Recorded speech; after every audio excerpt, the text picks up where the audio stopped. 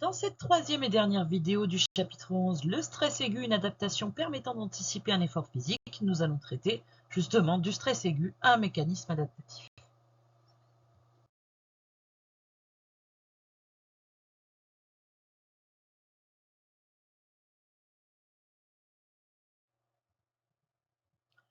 Le stress aigu est un processus de préparation de l'organisme. C'est-à-dire qu'on a vu précédemment que dans l'adaptation au niveau du rythme cardiaque et du rythme respiratoire, il y avait des modifications de paramètres et donc il faut préparer l'organisme le plus rapidement possible à une fuite. Donc ça se produit en réponse à un agent stresseur. Alors, qu'est-ce qu'un agent stresseur? Donc, ça peut être d'origine physique. Par exemple, vous faites brutaliser, ou voilà, vous avez un accident de voiture, vous avez une blessure grave, etc. Vous avez une maladie. Mais ça peut être aussi d'ordre psychologique. Hein, par exemple, un décès ou une relation compliquée, dispute, etc. Et puis, ça peut être également social. Voilà, un isolement, etc. Voilà. Donc, voilà les principales origines des agents stresseurs. Hein, généralement, ça se rapproche de l'un de ces trois-là, voire plusieurs en même temps. Et il existe trois phases lors de ce stress aigu. Alors la première phase, et c'est surtout là-dessus, hein, c'est là-dessus que l'adaptation va intervenir, c'est la phase d'alarme qui va nous préparer justement à cet agent stresseur.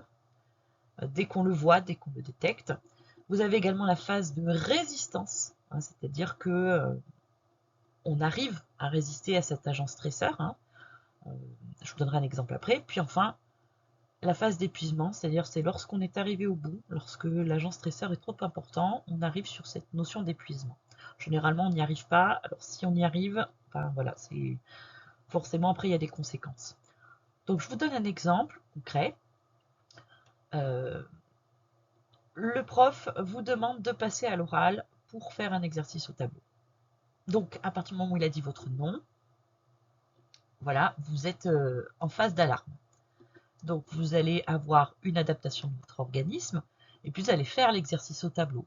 Chose qui peut-être pour certains d'entre vous vous stresse. Donc en ça, vous allez avoir cette phase de résistance, c'est-à-dire vous allez vous adapter, vous allez faire du mieux possible. Voilà, et puis généralement, vous retournez à votre place et c'est fini. Vous avez un retour à la normale. Imaginez qu'on vous fasse passer au tableau pendant 3 heures. Là, peut-être que vous arriveriez au bout et que vous seriez dans la phase d'épuisement. En tout cas, voilà, cette phase d'épuisement, elle correspond plutôt sur des stress autres que celui que je viens de citer, sur des on est au bout, hein, par exemple des phases de burn-out, hein, sur des gens qui voilà, ont trop été confrontés à des agents stresseurs. En tout cas, voilà. En tout cas, nous, ce qui nous intéresse, c'est la phase d'alarme et comment l'organisme peut s'adapter et comment le stress aigu lui permet de le faire. Donc, il agit par deux voies, ce stress aigu, par une voie nerveuse et par une voie hormonale, et ça va concerner donc l'encéphale, pour la voie nerveuse et d'ailleurs hormonale aussi. Et puis, on va avoir également donc des hormones surrénaliennes, c'est-à-dire, alors c'est un autre endroit hein, de l'organisme, puisque les surrénales hein, sont des glandes hein, qui sont situées juste au-dessus des reins. Donc, vous allez voir qu'elles sont relativement importantes dans justement ce stress aigu. Alors, petit schéma voilà, de fonctionnement de comment on répond à un stress. Donc, vous avez l'agent stresseur et on va le détecter par les 5 sens. Hein. Et c'est votre cortex préfrontal, hein, c'est une zone située qui est antérieure dans le cerveau, hein, dans l'encéphale, qui va vous permettre de détecter ça. Le cortex préfrontal va procéder à des échanges avec le système limbique, notamment avec l'amygdale, qui est le siège des émotions, et l'hippocampe, qui est le siège de la mémorisation. Je vous donne un exemple. Il y a un élément particulier, par exemple, quelqu'un d'agressif s'approche de vous. Donc, est-ce que vous avez déjà rencontré quelqu'un d'agressif et ça s'est pas bien passé? Alors là, c'est la mémorisation qui va rentrer en ligne de compte, ce qui va vous mettre encore plus en alerte. Et est-ce que, par exemple, c'est quelqu'un qui vous fait peur? Alors là, plutôt, c'est le siège des émotions. Hein, donc là, l'arme maximale. Et donc, vous voyez que le système limbique va pouvoir moduler la façon dont on prend conscience de ce stress.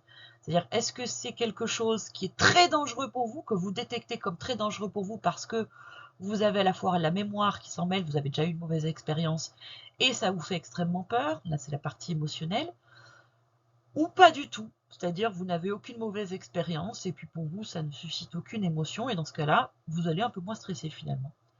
Et donc à l'issue de cet échange, le cortex préfrontal va activer une autre partie de l'encéphale qui s'appelle l'hypothalamus. Donc c'est une glande qui agit à la fois au niveau du système nerveux mais également au niveau hormonal, c'est-à-dire qu'elle est capable de produire des hormones.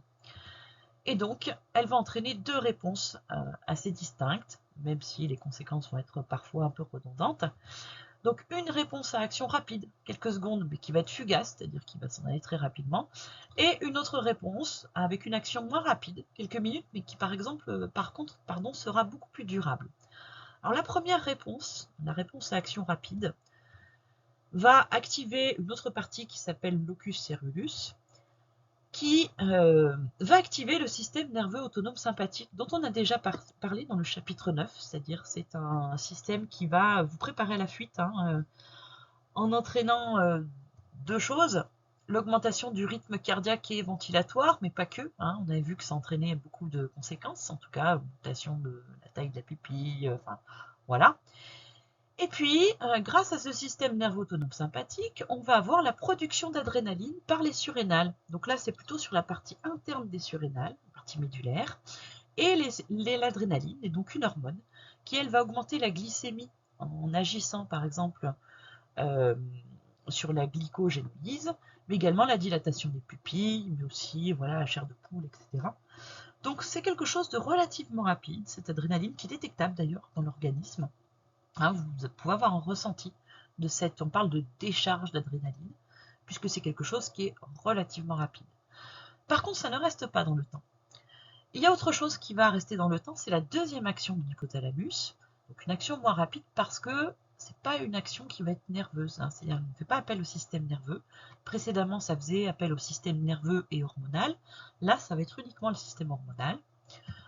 Donc on va avoir la production d'une hormone qui s'appelle la CRH, qui va activer l'hypophyse, qui est aussi une glande qui est juste à côté, qui va elle-même produire de la CTH, et qui va agir à son tour sur les surrénales, mais cette fois-ci sur la partie externe des surrénales, ce qu'on appelle le cortex, et qui va produire une hormone qui s'appelle le cortisol, qui elle va agir à beaucoup plus long terme, et elle aussi va augmenter la glycémie par action sur le foie, mais également on va faire diminuer le système immunitaire pour que voilà, vous ne soyez pas gêné par une inflammation, et que ça ne prenne pas d'énergie, puisque vous allez avoir besoin d'énergie, puisque vous vous préparez à affronter une situation stressante. Donc, voilà les deux processus qui vous permettent, même sans avoir commencé un effort physique, d'adapter votre organisme pour que vous soyez capable de répondre de manière optimale à l'agent stresseur. Par contre, lorsque ce stress devient permanent, devient chronique, on va voir dans la vidéo suivante qu'il se passe par contre beaucoup de choses négatives. Mais c'est dans la vidéo suivante.